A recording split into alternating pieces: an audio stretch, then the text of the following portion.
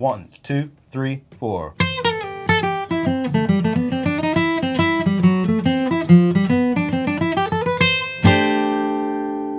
One, two, three, four.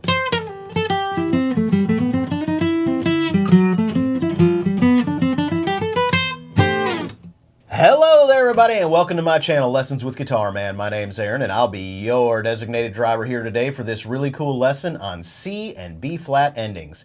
Now, these two endings are in the style of Jethro Burns. I heard him do this in a lesson he did many years ago on the same series with Jim Nikora. This particular lesson is on the C and B flat ending he taught in that same series. I transposed it over to the guitar. When I first heard it, I knew that I immediately wanted to learn it. I wasn't sure if I was going to turn into a lesson or not, but it sure turned out to be a pretty cool one, and I think you're going to get a whole lot out of it. I do this in two different octaves. I do it with a root on the 5th string in this particular area, and then I do it with a root on the 2nd string in this particular area, and I'm going to show you how to do it in C and B flat. All right, and moving on to the first measure here, what we're basically going to have is an 8 with a downstroke, followed by an up on 6, and then we're going to pull off to 5, pull off to 3, like that. So it's going to be down, pull off, like so, all right?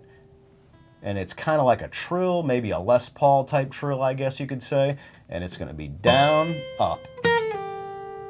And when we come back to the 5, that's also going to be an upstroke, followed by a down on 3, 5, 5, 2. Okay? And that whole measure together slowly is going to sound like this. 1, 2, ready, go.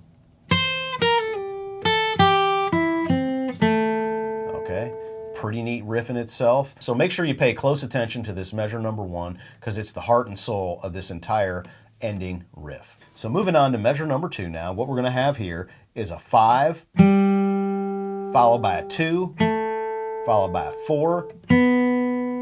So that's 5, 2, 4, 5, 3, 4. All right, and something I'd like to point out about those two string of notes there is they're both triplets, and it's going to go triplet, triplet. And the trick to getting those to sound right is to accent the first note. You notice how the first note was a little bit louder than the second two notes. Triplet, triplet. Make sure you keep that in the back of your mind while you're learning this. It's very important, okay?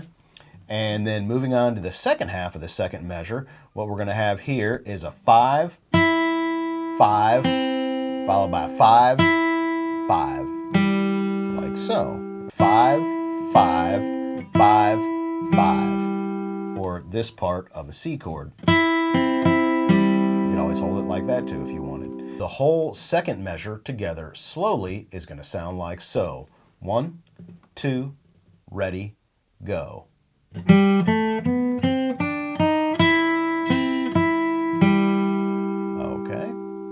All right, and so moving on to measure number 3, what we're going to be doing here is going to a D9 chord or a D7 to a G7 chord,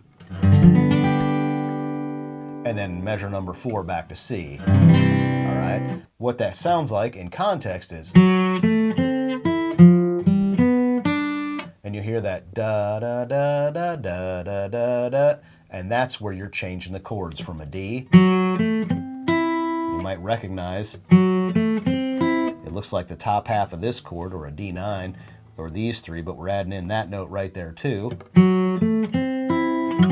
is hinting at a D9. And then when we go to the G, we're going, and you'll recognize that as your F shape, F, F sharp, G. There's our G. What a cool sound that is. It's like voice leading. You hear this all the time in old music like jazz and big band and all that kind of thing where they're,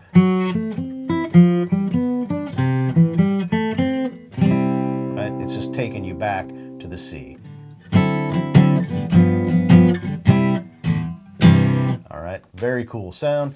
All right, and for those of you looking for the rest of this lesson, the iReal profiles, the guitar profiles, the music, the tab, the backing tracks, and so much more information about this lesson, you can come on over to my Patreon page at patreon.com/lessonswithguitarman, and all that will be available there for you. All right, well, let me go ahead and show you a couple examples real quick of how we can plug this into some bluegrass tunes. The first one I want to show you is Black Mountain Rag. Let's just say we were playing Black Mountain Rag with a couple buddies. Second half of the tune, last time through, we're going to...